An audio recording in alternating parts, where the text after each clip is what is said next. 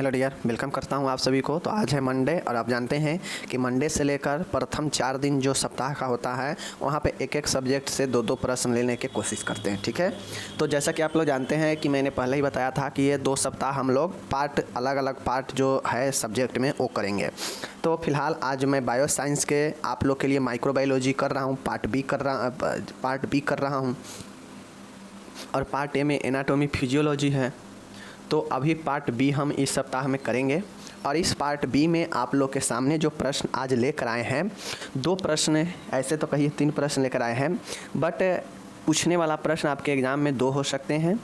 एक प्रश्न आपके सामने में है, देख सकते हैं। एक है माइक्रो ऑर्गेनिज्म, एक है आपका बैक्टीरिया के बारे में और एक है आपका वायरस के बारे में। चूँकि यूनिट का नाम ही है माइक्रो ऑर्गेनिज्म। माइक्रो ऑर्गेनिज्म का मतलब होता है सूक्ष्म जीव, ठीक है ना। सूक्ष्म जीव के बारे में इस चैप्टर में पढ़ना है। तो आप लोगों को पता होना चाहिए कि सूक्ष्म जीव कौन कौन से होते हैं जो शरीर में फैलकर संक्रमण कर सकते हैं या फिर बहुत सारे खाद्य पदार्थों में भी मौजूद होते हैं। तो आज हम इसके बारे में चलिए जानते हैं। ठीक है, चलिए देख लीजिए। यह वीडियो नंबर 14वां होने वाला है बायो साइंस का। यूनिट नंबर 2 है माइक्रोबायोलॉजी का और चैप्टर का नाम है माइक्रो ऑर्गेनिज्म। ठीक है, चलिए उसके बाद अब हम लोग को यहाँ पे देखते हैं सूक्ष्मजीव माइक्रो ऑर्गेनिज्म होता क्या है।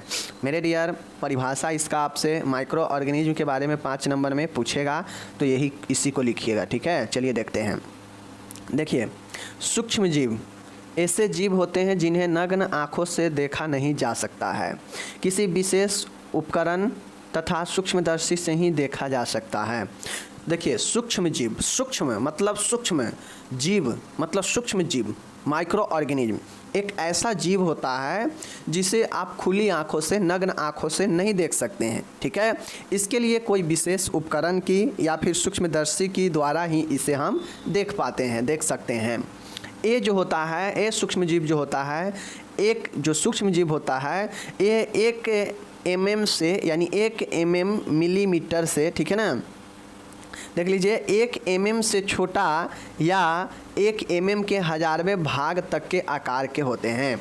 अब आप लोग सोच सकते हैं, एक तो mm कितना ज़्यादा छोटा होता है, उसके बाद भी जो है, समझ रहे हैं ना, 1 mm कितना छोटा होता है और उसके बाद भी इसके 1000वें भाग जो है के बराबर होता है। तो समझ सकते हैं कि कितना छोटा होता है। समझिए, हम ये बुनका दे दिए ना, ये बुनका भी बहुत बड़ा हो गया। बुनका तो आपको दिख भी रहा है, वो सूक्ष्म जीव नग्न आँख से नहीं दिखता है। तो समझ लीजिए, ये जो हम बुनका दिए हैं, ये वाला, जैसे मानिए हम ये बुनका दे दिए, इस बुनका से भी छोटा होता है। तो समझ सकते हैं कि ये बुनका के आकार हमको दिख रहा है नग्न आँख से, बट वो नग्न आँख से नहीं दिखता है, मतलब इससे भी कई गुना छोटा होगा।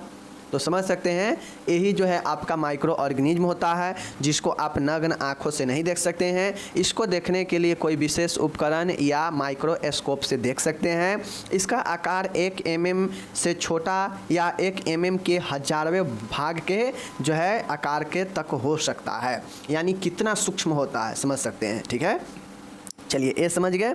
चलिए, मतलब सीधा समझिए कि ये हम बुनका दे दिए, अब इस बुनका के 1000वां भाग, समझ सकते हैं ना, इस बुनका के 1000वां भाग, फिर भी इस बुनका के 1000वां भाग हम बहुत जो है क्या कह दिए, बहुत हम जो है ज़्यादा कह दिए। ये बुनका तो 1 mm इससे ज़्यादा जो है और छोटा, और उसके 1000वां भाग। तो समझ सकते हैं ये कितना ज़्यादा छोटा होता, तो नग्न आँखों से कैसे दिख सकते हैं। ठीक है, अब देखिए, ये संसार के सभी स्थानों पर मिलते हैं। अब एक बात आपको ध्यान में देना पड़ेगा कि ये संसार के, मतलब वर्ल्ड में किसी भी जगह पर आप चल जाइएगा, वहाँ पे बिना सूक्ष्म जीव के जो है आपके जीवन है ही नहीं। सब जगह पे है, दुनिया के किसी भी कोने में चल जाइए, सूक्ष्म जीव सभी स्थान पर मिलते हैं। ये पृथ्वी से हजारों फीट तक की ऊंचाई तक वायुमंडल में तथा पृथ्वी के नीचे की मिट्टी में 16 फीट की गहराई में मिल सकते हैं।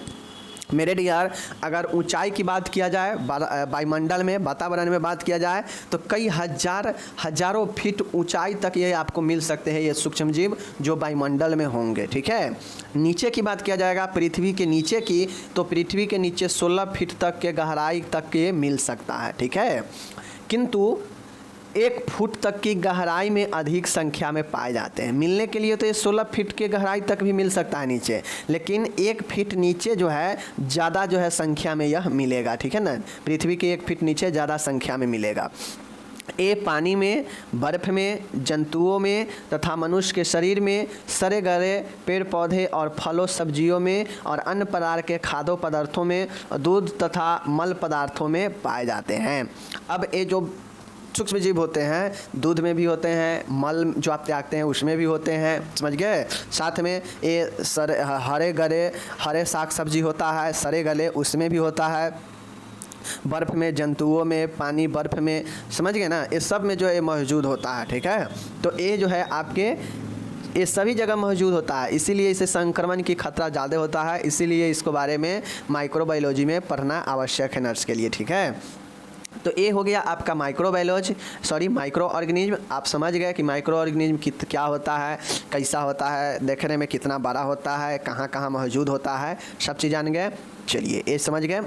अब आपको माइक्रो ऑर्गेनिज्म जो होता है, सूक्ष्म जीव जो होता है, अलग अलग होते हैं। बैक्टीरिया भी एक बैक्टीरिया भी यानी जीवाणु भी एक सूक्ष्म जीव है, वायरस यानी विषाणु भी एक सूक्ष्म जीव है, फंगस, ठीक है ना, फंगी जो होता है, कवक, वो भी आप इसका वो भी एक जो है सूक्ष्म जीव है। एल्गी मतलब शैवाल जो होता है वो भी एक सूक्ष्म जीवी है। तो मतलब आपको बहुत सारे, प्रोटोजोआ एक सूक्ष्म जीवी हैं, तो बहुत सारे सूक्ष्म जीव है, ठीक है। बस आपको जो है नॉर्मली 2 चीज़ों पर ज़्यादा फोकस करना है। कौन कौन? वायरस और बैक्टीरिया। आदमी को भी यही 2 ज़्यादा जो है अटैक करता है और बीमारी पकड़ाता है। तो ये 2 जो है चीज़ों पर ज़्यादा फोकस करना है। 2 चीज़ों में भी सबसे ज़्यादा जो फोकस करना है वो बैक्टीरिया पर फोकस करना है, ठीक है। तो आपसे क्वेश्चन पूछता है कि बैक्टीरिया के क्लासीफाई करे, मतलब वर्गीकृत करे विथ डायग्राम, ठीक है। तो डायग्राम हम बता देंगे कि कौन किस आकार का होता है, आप डायग्राम बता दीजिएगा, ठीक है। जीवाणुओं को सचित्र वर्गीकरण करे। तो चलिए बैक्टीरिया के बारे में देखते हैं। मैंने पहले ही बता दिया कि माइक्रो ऑर्गेनिज्म कौन कौन होते हैं, सूक्ष्म जीव कौन कौन होते हैं।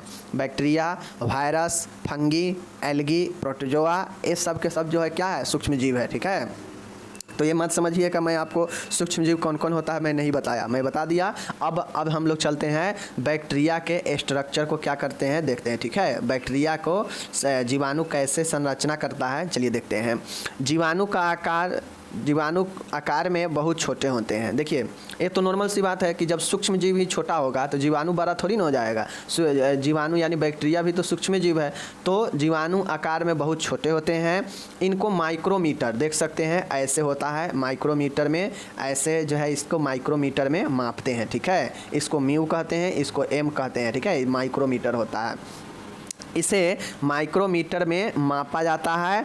विभिन्न प्रकार के जीवाणुओं की विशिष्ट संरचना का ज्ञान माइक्रोस्कोप द्वारा परीक्षण करने पर होता है। जीवाणु की सामान्य माप, मेरे डियर, ये जो जीवाणु होता है, जीवाणु का आकार बहुत छोटा होता है, इसे माइक्रोमीटर में मापा जाता है। और विभिन्न प्रकार के अलग अलग के बैक्टीरिया को, जीवाणु को, उसके अलग अलग संरचना को अगर आपको पढ़ना हो, अगर आपको उसको जानना हो तो उसके लिए माइक्रोस्कोप द्वारा परीक्षण करना पड़ता है। और तब जाके आप देख पाते हैं कि कौन सा सूक्ष्मजीव किस प्रकार के, कौन सा बैक्टीरिया किस प्रकार के होता है, ठीक है। तो ये आपका हो गया इसके संरचना। अब जीवाणु का सामान्य माप मतलब बैक्टीरिया के मेजर कितना होता है, चलिए देखते हैं मेरे डियर। बैक्टीरिया का जो माप होता है, व्यास कहा जाए तो 0.2 से लेके 1.5 जो है इतना होता है, ठीक है, देख लीजिए। और लंबाई की बात किया जाए तो 3 से 5 माइक्रोमीटर होता है। तो इस चीज़ को आप लोग समझ लीजिएगा, ठीक है। व्यास कितना होता है, व्यास आपके होते हैं 0.2 से 1.5 pm, ठीक है ना। आगे बात किया जाए इसके लंबाई कितने होते हैं तो 3 से 5 माइक्रोमीटर होते हैं, इसको ध्यान में रखिएगा, ठीक है। चलिए ये हो गया आपका आकार देख लीजिए। आकार के आधार पर जीवाणुओं को निम्न प्रकार से वर्गीकृत किया गया है। अब हम लोग इसका वर्गीकरण देख रहे हैं। तो आकार के आधार पर मतलब कौन किस आकार के होता है जीवाणु, इस आकार के आधार पर जो है अलग अलग जो है प्रकार से वर्गीकृत किया गया है। कोई गोला होता है, कोई लंबा होता है, ठीक है, कोई जो है पतला होता है, कोई धागे नुमा होता है, ठीक है, कोई जो है चपटा होता है। तो इस प्रकार के अलग अलग आकार में होते हैं।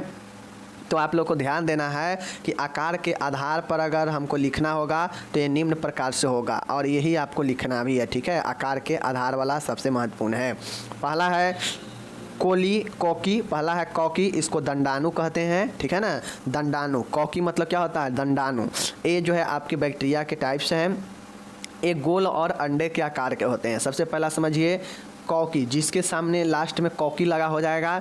इस सेकेंड ईयर में आप जाएंगे ना तो बहुत आपको पता चलेगा कि सेकेंड ईयर में जो इन्फेक्शन वगैरह होता है ये सब इसी के कारण होता है, ठीक है ना।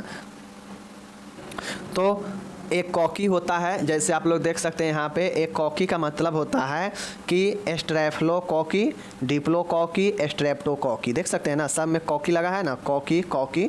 तो ये कॉकी दंडाणु होता है, यानी ये गोल और अंडे के समान होता है, ठीक है ना। जैसे ऐसे ऐसे गोल अंडे के समान इसका आकार होता है। यह विभिन्न रूपों में व्यवस्थित होता है, मतलब यह अलग अलग रूपों में जो है उपस्थित होता है। कुछ दंडाणु जो है ग्राम पॉजिटिव होते हैं तो कुछ ग्राम निगेटिव होते हैं। कुछ ऐसे होते हैं जो ग्राम पॉजिटिव होते हैं और कुछ ऐसे होते हैं जो ग्राम निगेटिव होते हैं। अब श्रृंखला के आधार पर पूछेगा ना, स्टेन के आधार पर अगर आपसे पूछेगा तो स्टेन के आधार पर जो बैक्टीरिया होता है वह भी दो प्रकार के होता है। स्टेन के आधार पर होता है, एक होता है ग्राम पॉजिटिव और एक होता है ग्राम negative. Gram positive gram negative जो है यह बैक्टीरिया का प्रकार है जो फैलाव के जो है श्रृंखला के आधार पर होता है कि कैसे जो है श्रृंखला बनाता है, ठीक है। तो ये बात समझ लीजिए कि ये जो आपके जो ये देख रहे हैं कॉकी जो है दो प्रकार के होता है, एक पॉजिटिव होता है और एक निगेटिव होता है, ठीक है, यानी gram positive gram negative. Okay, चलिए दूसरा देखिएगा, एक है बैसिली गोलानु। गोलानु का मतलब होता है बैसिली, मतलब नाम मत समझिएगा कि बैसिली है तो गोलानु है तो गोल होगा, ठीक है ना। ये बैसिली का आकार जो होता है रड और स्टिक के शेप में होता है, छरनुमा होता है। इनमें कुछ प्रकार के गोलानु की लंबाई चौड़ाई बराबर होते हैं। मेरे डियर, अब यहाँ पे आप लोग समझिएगा, ये जो है एक क्वेश्चन इस बार यूपी में पूछा गया था ऑब्जेक्टिव में कि किस जीवाणु का आकार छरनुमा रड के समान होता है। तो आप लोग ध्यान से देखिए, बैसिली का आकार कैसा है, रड और छरनुमा होता है, ठीक है ना। ये अलग अलग जो है प्रकार के होते हैं, लंबाई और चौड़ाई के कुछ बराबर भी होते हैं। तो ये हो गया आपका गोलानु, समझ गए चीज़ को। तो ये हो गया बैसिली रड टाइप के होता है, रड या स्टिक टाइप के, ठीक है ना। इसके कुछ प्रकार में जो होता है बैसिली का लंबाई जो होता है किसी किसी का चौड़ाई और लंबाई बराबर होता है, ठीक है। एग्जाम्पल के तौर पर देखिए कोको बैसिली, स्ट्रेप्टो बैसिली, ठीक है, बैसिलस एंथ्रोक्सी। तो ये याद रखिएगा, बैसिली जो है स्ट्रेप्टो, जिस प्रकार से ऊपर में देखें ना स्ट्रेप्टोकॉकी, डिप्लोकॉकी, स्टेफाइलोकॉकी, उसी प्रकार से यहाँ भी है कॉकी जो है स्ट्रेप्टो, देख सकते हैं स्ट्रेप्टो बैसिली, कोको बैसिली, ठीक है, बैसिलस एंथ्रोक्सी, यह बैसिलस का सब प्रकार है अलग अलग, ठीक है। तीसरा है एक्टिनोमाइट्स। एक्टिनोमाइट्स का मतलब होता है कि यह जीवाणु की कोशिकाओं से, ठीक है ना, फिलामेंट मतलब मूत्र निकलते हैं। यह सामान्यतः मुख मतलब मुंह एवं स्त्री के जननांग में रहते हैं। देखते होइएगा कि कभी कभी फीमेल के जो जीनेटल ऑर्गेन है, जो आपका जननांग है, उसमें इन्फेक्शन हो जाता है, काफ़ी ज़्यादा इचिंग होता है। तो नॉर्मली उसके जो जननांग होते हैं उसमें जो बैक्टीरिया होते हैं वह एक्टिनोमाइट्स टाइप के ही बैक्टीरिया मौजूद होते हैं, ठीक है। तो इन जीवाणुओं की कोशिकाओं से मूत्र निकलते हैं, ठीक है। यह जो है मतलब फिलामेंट निकलते हैं। यह सामान्यतः मुख एवं स्त्री के जननांग में रहते हैं। ये कहाँ कहाँ होता है एक्टिनोमाइट्स, पता हो गया कि यह मुख में मतलब ओरल मुंह में और स्त्री के जननांग में अगर आपको ये होता है तो यहीं पे मौजूद होता है, ठीक है। अगर यह ज़रूरत से ज़्यादा होता है तो संक्रमण हो जाता है, ठीक है। चौथा है स्ट्रेप्टोकिट्स, ठीक है ना। देख लीजिए स्प्रोचिट्स, ठीक क्या है स्प्रोचिट्स क्या होते हैं देख लीजिए। ये पतले लंबे एवं चक्करदार होते हैं, मतलब ऐसे होते हैं, और पतले और लंबे होते हैं। ये मिट्टी और स्थिर पानी में रहते हैं। ये 3 प्रकार के होते हैं, ट्रेपोनोमा पैलिडम जो जिसके होने से जो है जिसके स्पोर शरीर में प्रवेश करता है तो टिटनस होता है, पता होना चाहिए, ठीक है ना। ट्रेपोनोमा पैलिडम के कारण सिफिलिस होता है, आप लोगों को पता होना चाहिए। उसके बाद है बोरेलिया रिकरेंटिस, ठीक है ना, बोरेलिया रिकरेंटिस और लेप्टोस्पाइरा। ये आपके तीनों किसका प्रकार है, एस्प्रोचेट्स के प्रकार है। यह पतले, लंबे और चक्करदार होता है। यह कहाँ कहाँ होते हैं? मिट्टी में होते हैं और स्थिर पानी में रहते हैं। ठीक है, कौन? एस्प्रोचेट्स। ये 3 प्रकार, ट्रेपोनोमा पैलिडम, ठीक है ना, बेरिलिया, ठीक है ना, उसके बाद देखिएगा बोरेलिया रिकेंटिस और लेप्टोस्पाइरा, यह एस्प्रोचेट्स का क्या है? प्रकार है जीवाणु का। ठीक है, एंड लास्ट में है यहाँ पे 5वां जो प्रकार है वो है आपका माइकोप्लाज्मा। माइकोप्लाज्मा एक कोशिका भित्ति रहित, सेल वाल डिफिशिएंट, मतलब इसमें सेल वाल्व नहीं होता है, इसलिए इनकी संरचना स्थिर नहीं होती है, स्टेबल नहीं होती है। माइकोप्लाज्मा जो होता है इसमें सेल वाल्व नहीं होने के कारण, कोशिका भित्ति नहीं होने के कारण इसके जो संरचना होता है वह स्टेबल नहीं होता है, स्थिर नहीं रहता है। ठीक है, और ये जो है आपका माइकोप्लाज्मा होता है। तो चीज़ों को आप लोग समझ गए होंगे, उम्मीद है। ठीक है, हम लोग कौन कौन देखे हैं? एक देखे हैं बैसिली, एक देखें कॉकी बैसिली, ठीक है ना, स्ट्रेप्टोमाइट्स, ठीक है ना, एक हम लोग देखे हैं क्या चीज़? कॉकी बैसिली, एस्प्रोचेट्स, ठीक है ना, एस्प्रोचेट्स, ओके, एक्टिनोमाइट्स। ठीक है, ये 5 प्रकार से, और माइकोप्लाज्मा। पांचों में आप एग्जाम्पल याद रखिएगा तो बहुत अच्छा नॉलेज मिल जाएगा। ठीक है, यहाँ पे इंग्लिश दिया गया है, आप लोग इंग्लिश अच्छे से इसको कर लीजिएगा। ओके, कोई दिक्कत नहीं है। चलिए अब हम लोग चलते हैं आगे वायरस वाला में, वायरस के बारे में भी जान लेते हैं। क्योंकि विस्तृत रूप से जो आपके शरीर में बीमारी जो पैदा करता है ना, ज़्यादातर जो है आपके यही 2 प्रकार के विषाणु और बैक्टीरिया का ही ज़्यादातर चर्चा होता है। बाकी तो फंगस हो गया, एलगी हो गया, ये सब इधर उधर का बातें हैं। ठीक है, चलिए मेरे डियर, विषाणु क्या है इसका वर्गीकरण को बताना है। चलिए वायरस के बारे में देखते हैं, देख लीजिए। विषाणु एक लैटिन शब्द है जिसका अर्थ है पॉइजन। मेरे डियर देख लीजिए, विषाणु, वायरस एक लैटिन शब्द है जिसका अर्थ विष यानी पॉइजन होता है। ठीक है, विषाणु सबसे छोटे साधारण प्रकाश सूक्ष्मदर्शी से दिखाई न देने वाले, ठीक है ना, न देने वाले बल्कि इलेक्ट्रॉन सूक्ष्मदर्शी अथवा अल्ट्रा माइक्रोस्कोप से दिखाई देने वाले संक्रामक जीवाणु होते हैं। अब आप ये चाहते हैं कि नॉर्मल हम सूक्ष्मदर्शी से अगर हम वायरस को देख लेंगे तो नहीं दिखाई देता है, नॉर्मल वाला से नहीं दिखाई देता है। इसके लिए अल्ट्रा माइक्रोस्कोप या इलेक्ट्रॉन सूक्ष्मदर्शी जो काफ़ी जो है छोटे से छोटे, एकदम माइक्रो से माइक्रो जीव को जो है देख सकता है, और जो अच्छे क्वालिटी के माइक्रोस्कोप होते हैं उससे जो है आप इससे देख सकते हैं वायरस को। यह इतना न ज़्यादा छोट होता है जो आप इसे साधारण प्रकार के जो है सूक्ष्मदर्शी से दिखाई नहीं देता है। ठीक है, इसके लिए इलेक्ट्रॉन सूक्ष्मदर्शी अथवा अल्ट्रा माइक्रोस्कोप से आप जो है इसे देख सकते हैं, और यह एक संक्रामक जीवाणु होता है। ठीक है, कोई दिक्कत नहीं।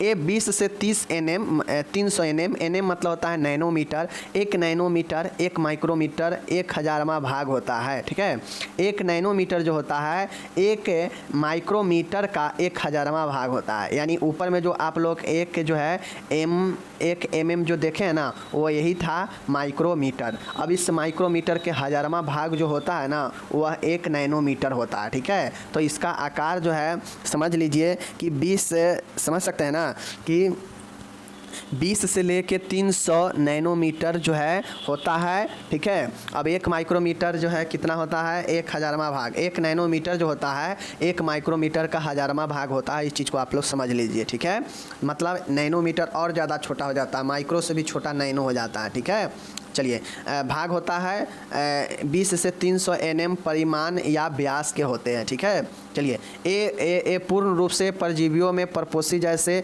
मानव जीवित कोशिकाओं में वास करते हैं, और वहाँ पे इनकी संख्या में वृद्धि होते हैं। देखिए ये वायरस जो होता है ज़्यादातर किसी दूसरे परपोषी जीवों पर ही जो है क्या होता है? आश्रित होता है। एक रूप से देखा जाता है कि यह मृत टाइप का होता है। वायरस जो होगा ना वह मृत टाइप का होता है। ठीक है, ये जो है किसी व्यक्ति के शरीर में रहता है तो वहाँ पे जहाँ भी जाएगा वहाँ पे जाने के बाद यह क्या होता है? अपने वृद्धि करने लगता है अपने संख्या में। ठीक है, इस शरीर में जो है जीवित कोशिकाओं में ही आपके वास करते हैं। इस चीज़ को समझिएगा। तो ये चीज़ को मैंने आपको बता दिया वायरस के बारे में, आप ये चीज़ को समझिए। मेनली आपको क्या समझना है? मेनली आपको ये आकार के बारे में जानना है कि वायरस का आकार कैसा होता है, और ये सब के बारे में जान लीजिए। ठीक है, वायरस जो होता है ये आपको कभी भी जो है मिट्टी विट्टी में होता नहीं है। वायरस जो है ज़्यादातर जो है आपके शरीर में वास करता है, या तो फिर जो है आपके समझ सकते हैं ना, या फिर आपके जो है एक दूसरे से व्यक्ति में क्या होता है? फैलता है, क्योंकि दूसरे व्यक्ति में मौजूद होता है और उससे इसमें आ जाता है आराम से। Classification of virus. मेरे डियर, वायरस के क्लासिफिकेशन चलिए हम लोग यहाँ पे देखते हैं। विषाणु को निम्न भागों में वर्गीकृत किया गया। वायरसेज को निम्न भागों में वर्गीकृत किया गया। पहला बेस ऑफ साइज, साइज आकार के आधार पर, ठीक है। पहला किस आधार पर है? आकार के आधार पर है। आकार के आधार पर मतलब होता है हेलिकल वायरस, जिसको हम लोग कुंडली, बलदार या सर्पिलाकार विषाणु कहते हैं, ठीक है। एक होता है नग्न या आवरण युक्त इन्वेलोप, ठीक है ना, नग्न या आवरण युक्त इन्वेलोप होता है, एक हेलिकल होता है। और एक होता है आइकोसेंड्रल वायरस होता है, विषफलकीय विषाणु होता है, ठीक है। और एक कम्प्लेक्स वायरस, जीवाणु जो है जटिल विषाणु होता है। तो नॉर्मली आकार के आधार पर अगर लिखना होगा तो helical virus, envelope virus, icosahedral virus, complex virus. तो ये चारों को आप लोग याद रखिएगा, हेलिकल, इन्वेलोप, आइकोसेंड्रियल, कम्प्लेक्स, चारों जो है आकार के आधार पर है, ठीक है। हेलिकल मतलब कुंडलीदार, इन्वेलोप नग्न या आवरण युक्त, आइकोसेंड्रियल मतलब विषफलकीय, और कम्प्लेक्स मतलब जटिल, ठीक है। तो ये चारों याद रखिएगा, ओके। चलिए अब दूसरा है जेनेटिक मटेरियल के आधार पर, on the basis of genetic material. अब जेनेटिक मटेरियल मतलब किस जीवाणु में किस प्रकार, किस विषाणु में किस प्रकार के जो है मटेरियल है, इस चीज़ को देख लीजिए मेरे डियर। जेनेटियल आधार पर अगर आपसे पूछे तो पहला होगा डीएनए और दूसरा होता है आरएनए। यही दो प्रकार के जेनेटिक्स जो है शरीर में मौजूद होता है, कोशिका में भी, ठीक है ना। तो ये डीएनए और ये आरएनए। पहला हम लोग देखते हैं डीऑक्सी न्यूक्लिक एसिड वाले वायरस में, डीएनए वाले वायरस के प्रकार में, ठीक है। डीएनए जो होता है ये होता है pox virus, herpes virus, adeno virus, पैरो वायरस और पपोवा वायरस। ये जो वायरस होता है इस समय डीएनए पाया जाता है। डीएनए के आधार पर जेनेटियल में डीएनए और आरएनए, तो डीएनए के आधार पर pox virus, herpes virus, adeno virus, पैरो वायरस, पपोवा वायरस, ये जो है आप याद रखिएगा। ये सबको आपको पढ़ना पड़ेगा, 2-3 बार रटना पड़ेगा, तब जाके दिमाग में आएगा कि कौन जो है डीएनए पर आधारित है और कौन आरएनए पर आधारित है, ठीक है। डीएनए पर पूछेगा पॉक्स, हर्पीज, एपोवा, ठीक है ना, पॉक्स, हर्पीज, एडेनो, पैरो, ठीक है, पैरो और पपोवा, ये वायरस है आपको डीएनए पर। अब आप बात आ गई आरएनए पर आधारित कौन कौन से होगा, तो मेरे डियर आरएनए पर होता है retro RNA, R4 retro virus, P4 picorna virus, ठीक है, R4 रैबिडो वायरस, ठीक है ना, C4 कोरोना वायरस एक प्रकार के आरएनए वायरस है। उसके बाद रियो वायरस है, ठीक है ना, रियो वायरस, पैरामाइक्सिको वायरस है। और उसके बाद यहाँ पे देखिएगा ऑर्थोनिक्सो वायरस है, और बुनिया वायरस है, टैगो वायरस है। ये बहुत सारे वायरस है आरएनए प्रकार के। बाकी आपको इसमें जितना दिया गया है रेट्रो, पिकोरना, रैबिडो, कोरोना, रियो वायरस, पैरामाइक्सो वायरस, ऑर्थोनिक्सो वायरस, बुनिया वायरस और टैगो वायरस, टोगा वायरस। तो ये सब वायरस को याद रख लीजिएगा कि अगर जेनेटियल मटेरियल के आधार पर कहा जाए तो एक डीएनए प्रकार के और एक आरएनए प्रकार के। अब मानिए आपसे अगर एग्जाम में पूछ दे कि बताइए पैक्सो वायरस किस प्रकार के जो है डीएनए वाला आधारित है, तो क्या बताएंगे? डीएनए। अगर आपसे पूछ देगा बताइए पैरामैक्सिको वायरस किस प्रकार के वायरस वाला है, तो बताएंगे आरएनए। पूछ देगा कोरोना वायरस किस प्रकार के जो है जेनेटियल है, तो बता देंगे आरएनए प्रकार के है। तो ये सब आपसे ऑब्जेक्टिव के लिए भी महत्वपूर्ण है और ज्ञान के लिए भी महत्वपूर्ण है। तो मैंने साइज के आधार पर 4 प्रकार से बता दिया और जेनेटियल आधार पर 2 प्रकार से बता दिया, और सब में अलग अलग है। इसको एक बार खुद से पढ़िएगा तो आपको समझ में आ जाएगा, ठीक है। चलिए ये सब एक बार अपना से सोचने की चीज़ें होता है, ये सब रटने रटाने से कुछ नहीं होता है। इसका इंग्लिश इसी में जुड़ा हुआ है, देख सकते हैं, इसका इंग्लिश यहीं पे सब दिया गया है, तो हिंदी इंग्लिश साथे में है, टेंशन लेने की ज़रूरत नहीं है, ठीक है। बाकी अगर कोई प्रॉब्लम हुआ हो तो आप लोग जो है कमेंट कर सकते हैं, ठीक है। यहाँ पे मैंने जो आपको 1 mm का मतलब और 1 nm का मतलब जो होता है, एक माइक्रोमीटर होता है और ये नैनोमीटर होता है। मिलीमीटर मत पढ़िएगा, ठीक है। शायद हम ऊपर में मिलीमीटर आपको बता दिए थे, ठीक है, जो कि मिलीमीटर नहीं होगा, मिलीमीटर तो बहुत बड़ा हो जाता है। ये माइक्रोमीटर होता है, ठीक है, और ये नैनोमीटर होता है। नैनोमीटर माइक्रो से भी छोटा होता है, समझ गए। और विषाणु नैनोमीटर में ही होता है। 1 नैनोमीटर समझ सकते हैं ना कि 1 माइक्रोमीटर के 1000वें भाग के बराबर होता है। ये चीज़ को समझ गए, तो यानी आप लोग ये चीज़ को समझ गए। चलिए मिलेंगे अगले वीडियो में। आप अपना ख्याल रखिएगा और पढ़ाई पर लग जाइए, क्योंकि आपके एग्ज़ाम अब जो है बहुत सारे स्टेट के 2-3 महीने में होंगे, तो आप लोग पढ़ाई में लग जाइए, ठीक है। हम मिलेंगे अगले वीडियो में। अपना ख्याल रखिएगा, तब तक धन्यवाद।